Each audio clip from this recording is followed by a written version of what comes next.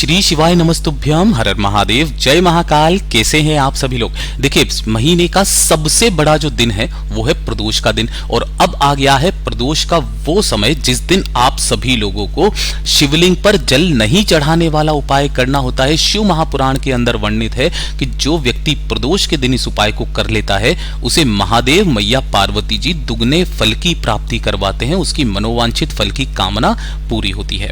गुरुदेव की कथा से सुनकर के और समझ करके इस विशेष उपाय को बहुत आसान भाषा में आप सभी लोगों को बताऊंगा, परंतु उससे पहले आप सबसे बस एक छोटी सी प्रार्थना है कि जो लोग पहली बार आए हैं चैनल को सब्सक्राइब जरूर कीजिएगा और वीडियो को लाइक करके देवादिदेव महादेव का कोई सा भी प्यारा नाम कमेंट बॉक्स में लिखना मत भूलिएगा। देखिए, गुरुदेव ने कहा कि जब आप उपाय कर करके थक जाओ, है ना, जब आपके हृदय में आ जाए कि महादेव मेरी नहीं सुन रहे हैं, सब कुछ करके देख लिया आपने, तब प्रदोष के दिन का इस उपाय को करना मत भूलना। एक दीपक आपको तैयार करना है, चाहे आटे का चाहे मिट्टी का। इसके अंदर आपको लगानी है गोल बाती, ठीक है, और इसके अंदर आपको भरना होगा घी। तो घी का एक दीपक तो आप ये तैयार करोगे।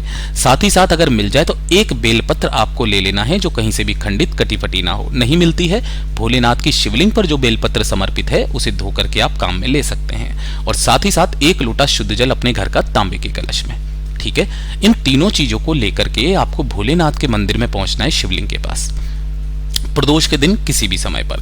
जैसे ही आप यहां पर पहुंचोगे, ध्यान रखना दीपक अभी नहीं जलाना है। यहां पहुंचने के पश्चात आपको शिवलिंग के पीछे की तरफ खड़े होना है, जिससे आपका मुख उत्तर दिशा की तरफ में हो जाएगा। अब यहां पर जल चढ़ाने का क्रम बदल जाता है।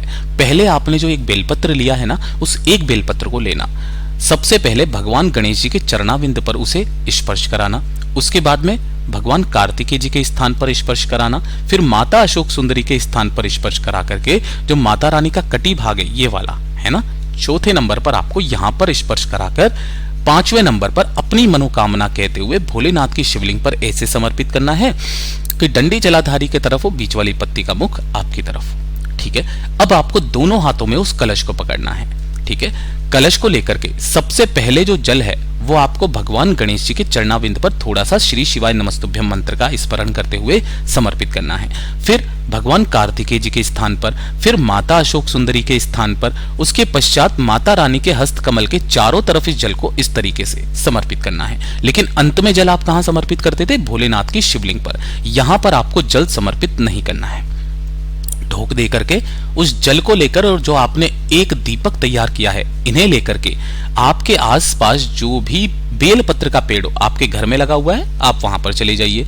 यहां जाने के पश्चात आपको एक दीपक यहां पर प्रज्वलित करना है, जलाना है, ठीक है, अपनी कामना कह करके जो आप लेकर के आए हो। इसके नीचे कुछ न कुछ आसन के तौर पर जरूर लगा दीजिएगा। और अंत में संपूर्ण जल आपको इस बेलपत्र पेड़ की जड़ों में समर्पित करना है। श्री शिवाय नमस्तुभ्यम मंत्र का स्मरण करते हुए अपनी कामना कहकर अपने घर पर चले आ जाना। पूज्य गुरुजी ने इसका वर्णन कथा के दौरान बताया था कि जब महादेव, शिव महापुराण में वर्णित है, महादेव ने मैया पार्वती जी को कहा था कि जो भक्त मेरा अनुसरण करता है, मेरी पूजा करता है, उसकी कामना पूरी नहीं हुई है, आज वो बेलपत्र के पेड़ में जल समर्पित करके आता है। तो मैया पार्वती जी से कहा कि जो भी आपके हस्त कमल पर जल इस तरीके से समर्पित करके प्रदोष के दिन जाएगा, हे पार्वती तुम उनको दुगने फल की प्राप्ति करवाना।